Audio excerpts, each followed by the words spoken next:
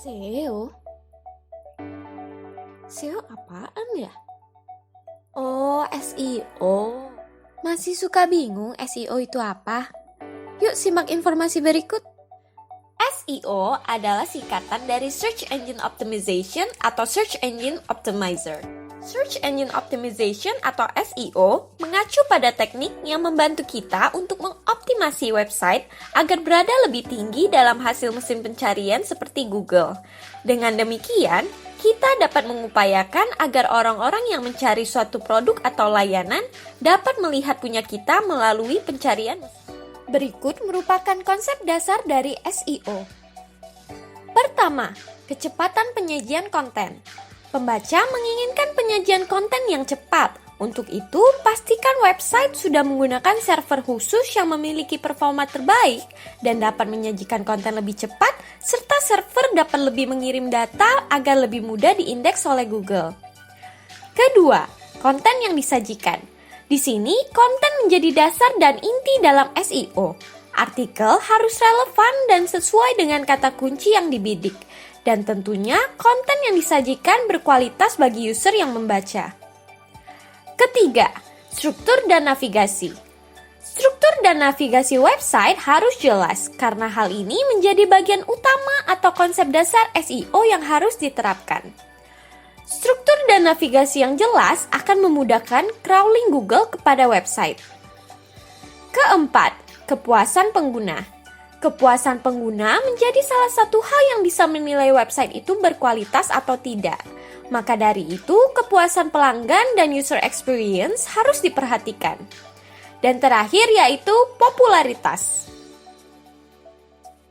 Mengapa SEO penting? SEO bukan lagi jadi salah satu pilihan untuk mendatangkan traffic, namun sudah menjadi kewajiban untuk menerapkan teknik SEO pada website. Seperti Google tekankan bahwa halaman website yang mempunyai konten yang lebih baik dan cara kerja teknik SEO yang akurat akan mendapatkan ranking yang tinggi. Semakin banyak pengunjung yang mendatangi website kita, akan menjadikan website kita yang paling banyak diklik. Manfaat SEO. Pertama, meningkatkan kredibilitas bisnis. Melakukan optimalisasi SEO artinya kita telah membuat bisnis online menjadi lebih kredibel atau lebih dapat dipercaya. Karena dalam optimalisasi SEO, website akan memiliki kualitas yang lebih baik. Mulai dari konten yang berkualitas, desain website yang responsif, performa website yang baik, dan lain sebagainya. SEO juga akan membuat website berada pada peringkat pertama hasil pencarian Google. Nah, dengan memiliki website yang berkualitas dan muncul pada halaman pertama hasil pencarian Google, tentu akan membuat konsumen percaya dengan bisnis kita. Kedua, meningkatkan brand awareness. Berbicara mengenai brand awareness, maka kita berbicara tentang seberapa banyak orang yang mengenal sebuah merek atau brand. Brand awareness menjadi bagian penting dalam sebuah bisnis. Karena brand awareness mampu menciptakan kepercayaan konsumen, mendorong konsumen untuk loyal dengan produk atau jasa kita, serta mempermudah kita mendapatkan konsumen yang lebih banyak. SEO membantu meningkatkan brand awareness bisnis kita dikarenakan SEO membuat website kita berada di peringkat yang bagus pada hasil pencarian Google. Semakin bagus peringkat website kita di Google, maka semakin banyak orang yang mengetahui website kita. Terlebih, kebanyakan orang pasti melakukan riset online melalui Google. Dengan begitu, orang-orang akan lebih mengenal dan familiar dengan bisnis kita. Hasilnya, brand awareness bisnis kita juga akan meningkat.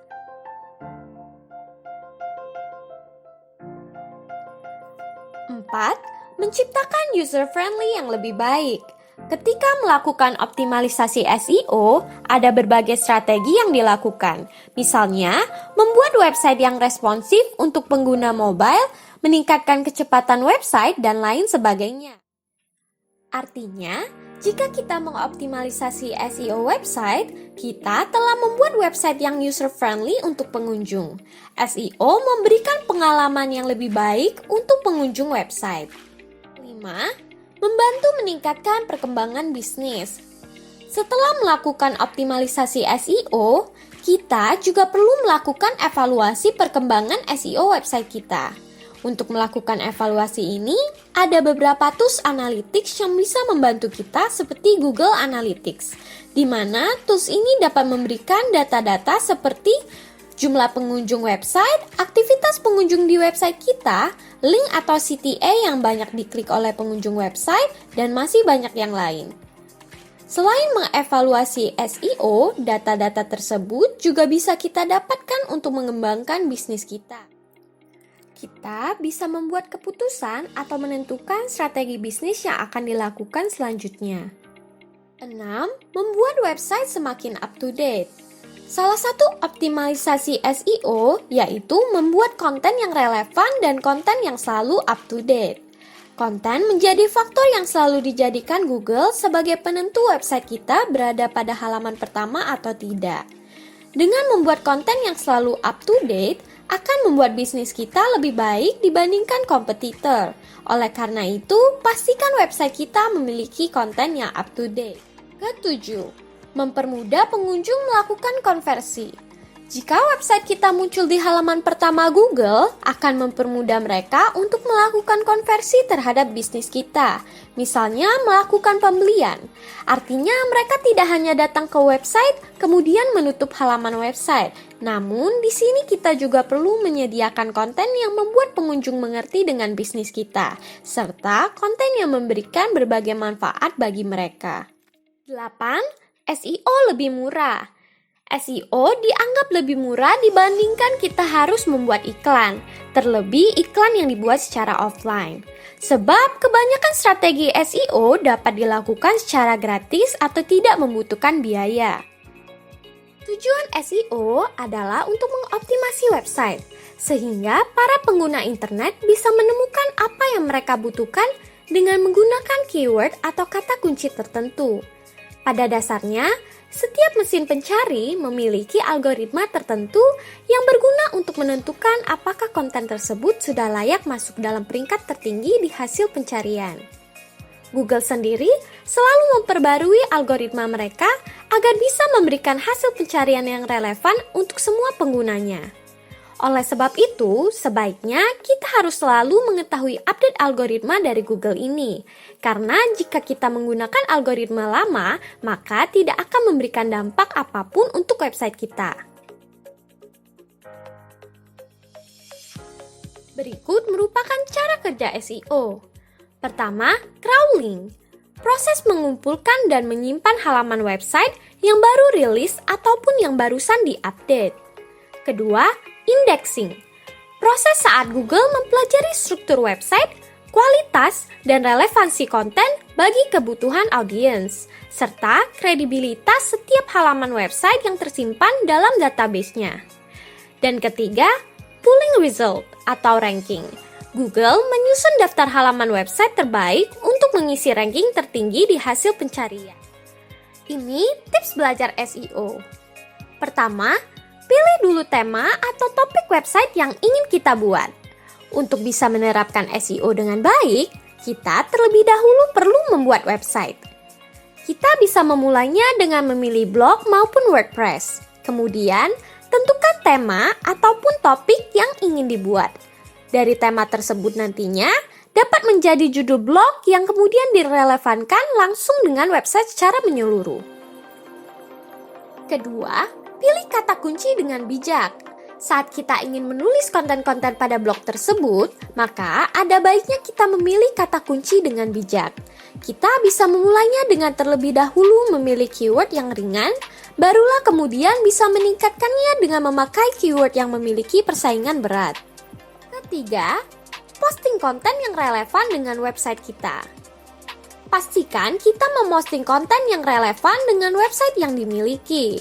Selain itu, setiap konten yang diposting, pastikan bahwa konten tersebut berkualitas dan bermanfaat untuk setiap pembacanya. Keempat, siapkan SEO on page. On page SEO merupakan salah satu teknik yang penting untuk dimaksimalkan agar kualitas website bisa bagus dan lebih kuat. Kita bisa melakukannya dengan menggunakan kata kunci pada bagian judul, deskripsi, dan lain-lain. Kelima, indexing. Agar postingan kita lebih mudah terindeks oleh Google, maka kita bisa membagikannya ke berbagai sosial media yang ada. Kita juga bisa mendaftar di Google Webmaster untuk membantu bot Google mengenali website kita dan cepat terindeks Google. Dan keenam, terapkan juga SEO off-page, yakni dengan memakai pola backlink commenting, submit ke social bookmark, backlink wheel, dan masih banyak lagi. Perlu kita ketahui bahwa teknik Search Engine Optimization atau yang lebih dikenal dengan sebutan SEO merupakan salah satu proses yang tidak bisa secara instan didapatkan. Kita perlu menekuninya dengan sabar belajar SEO untuk pemula agar memperoleh hasil yang maksimal. Nah, Salern bisa nih mempelajari SEO lebih dalam dengan mengikuti bootcamp dari HaloLearn. Jangan lupa subscribe, like, share ke teman-teman, dan hidupin lonceng notifikasinya ya, biar kamu nggak ketinggalan untuk mengembangkan karirmu bersama HaloLearn. HaloLearn, accelerate your career.